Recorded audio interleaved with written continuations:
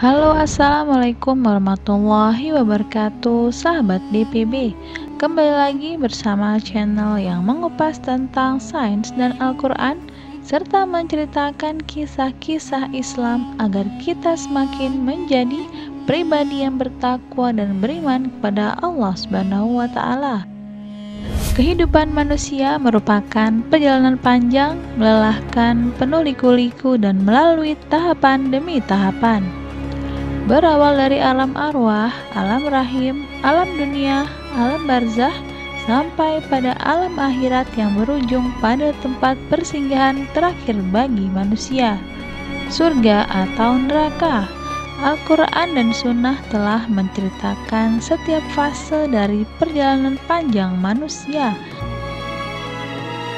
Al-Quran diturunkan Allah kepada Nabi Muhammad berfungsi untuk memberikan pedoman bagi umat manusia tentang perjalanan atau rihlah. Suatu rihlah panjang yang akan dilalui oleh setiap manusia tanpa kecuali. Manusia diciptakan Allah dari tidak ada menjadi ada, akan terus mengalami proses panjang sesuai rencana yang telah ditetapkan oleh Allah Subhanahu wa Ta'ala. Rasulullah semakin mengkokohkan tentang kisah rihlatul insan. Disebutkan dalam beberapa hadis, jadilah kamu di dunia ini seperti orang asing atau orang yang sedang musafir. Hadis riwayat Bukhari. Dalam hadis lain, untuk apa dunia itu bagiku? Aku di dunia ini tidak lebih dari seorang pengendara yang berteduh di bawah pohon, kemudian pergi dan meninggalkannya. Hadis riwayat At-Tirmizi. Berikut adalah proses perjalanan panjang manusia hingga mereka memilih akhir hidup mereka, surga atau neraka. Kami akan rangkum dari alam arwah.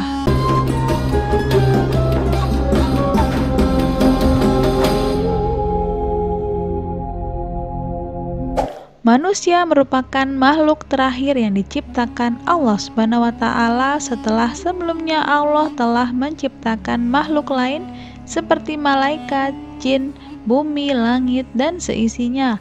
Allah menciptakan manusia dengan dipersiapkan untuk menjadi makhluk yang paling sempurna, karena manusia diciptakan untuk menjadi khalifah, pemimpin di muka bumi dan memakmurkannya. Persiapan pertama Allah mengambil perjanjian dan kesaksian dari calon manusia, yaitu ruh-ruh manusia yang berada di alam arwah.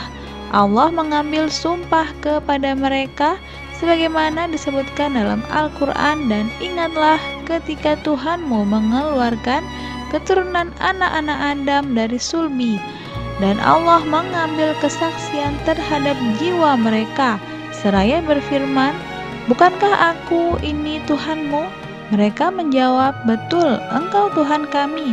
Kami menjadi saksi, kami lakukan yang sedemikian itu, agar di hari kiamat kamu tidak mengatakan sesungguhnya kami, Bani Adam, adalah orang-orang yang lengah terhadap ini, keesaan Tuhan. Surat Al-A'raf.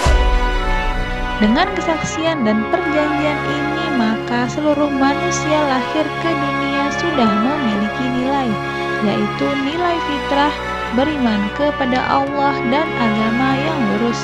Maka hadapkanlah wajahmu dengan lurus kepada agama Allah. Tetaplah di atas fitrah Allah yang telah menciptakan manusia menurut fitrah itu. Tidak ada perubahan pada fitrah Allah, itulah agama yang lurus. Tetapi kebanyakan manusia tidak mengetahui. Quran Surat Al-Rum. Rasulullah bersabda, setiap anak dilahirkan secara fitrah, maka kedua orang tuanya yang menjadikan Yahudi atau Nasrani atau Majusi. Hadis riwayat Bukhari.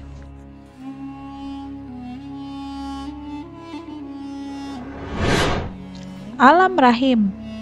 Rihlah pertama yang akan dilalui manusia adalah kehidupan di alam rahim. Dan jadilah janin yang sempurna. Setelah kurang lebih 9 bulan, maka lahirlah manusia ke dunia.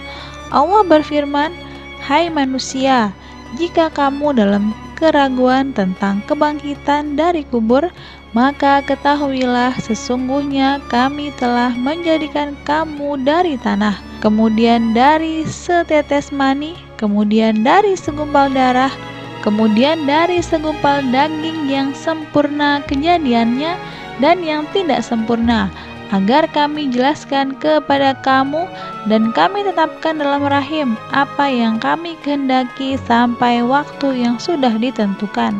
Kemudian kami keluarkan kamu sebagai bayi, kemudian dengan berangsur-angsur kamu sampailah kepada kedewasaan. Dan di antara kamu ada yang diwafatkan, dan ada pula di antara kamu yang dipanjangkan umurnya sampai pikun, supaya dia tidak mengetahui lagi sesuatu pun yang dahulunya telah diketahuinya.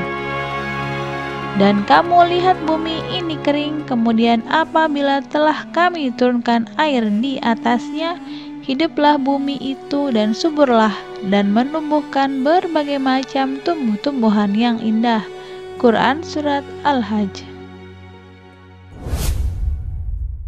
Rasulullah bersabda, sesungguhnya seseorang dari kalian dikumpulkan penciptaannya di perut ibunya 40 hari nutfah, kemudian alaqah selama hari yang sama, kemudian mudghah selama hari yang sama, kemudian diutus baginya malaikat untuk meniupkan ruh dan ditetapkan 4 kalimat: rizki, azal, amal, dan sengsara atau bahagia.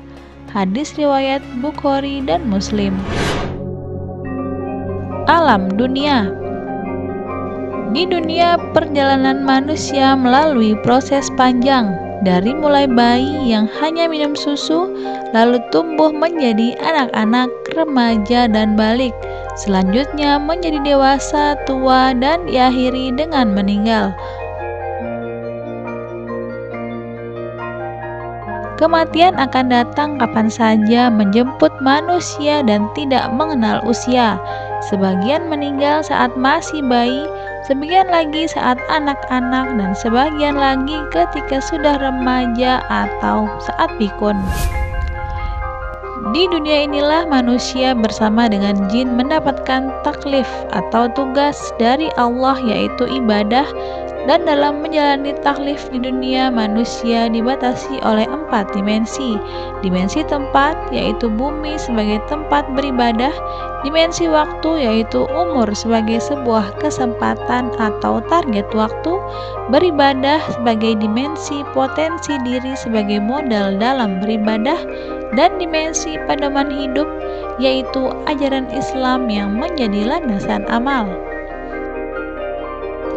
Bagi orang yang beriman, kematian merupakan salah satu fase dalam kehidupan yang panjang, batas akhir dari kehidupan dunia yang pendek, sementara melelahkan dan menyusahkan untuk menuju akhirat yang panjang dan kekal serta menyenangkan dan membahagiakan.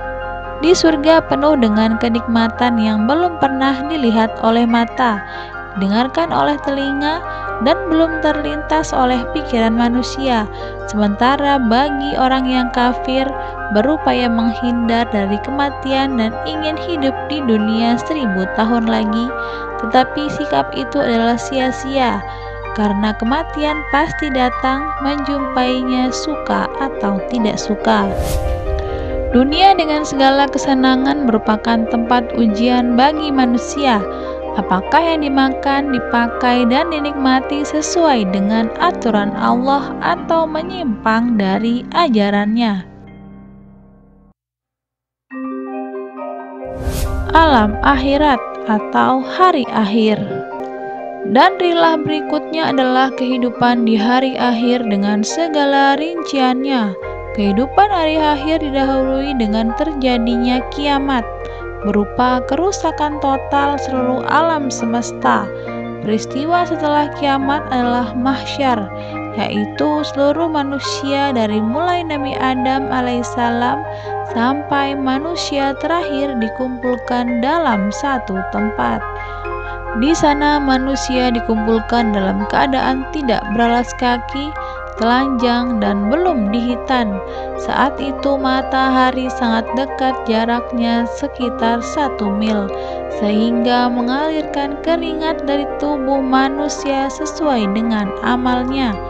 Ada yang sampai pergelangan kaki, ada yang sampai lutut, ada yang sampai pusar, ada yang sampai dada, bahkan ada yang tenggelam dengan keringatnya. Dalam kondisi yang berat ini, manusia berbondong-bondong mendatangi para nabi untuk meminta pertolongan dari kesulitan yang maha berat itu. Tetapi semuanya tidak ada yang dapat menolong, dan terakhir hanya Rasulullah yang dapat menolong mereka dari kesulitan mahsyar. Rasulullah sujud di haribaan Allah di bawah arasy dengan memuji-mujinya. Kemudian Allah berfirman, "Tegakkan kepalamu, mintalah, niscaya dikabulkan. Mintalah syafaat, pasti diberikan."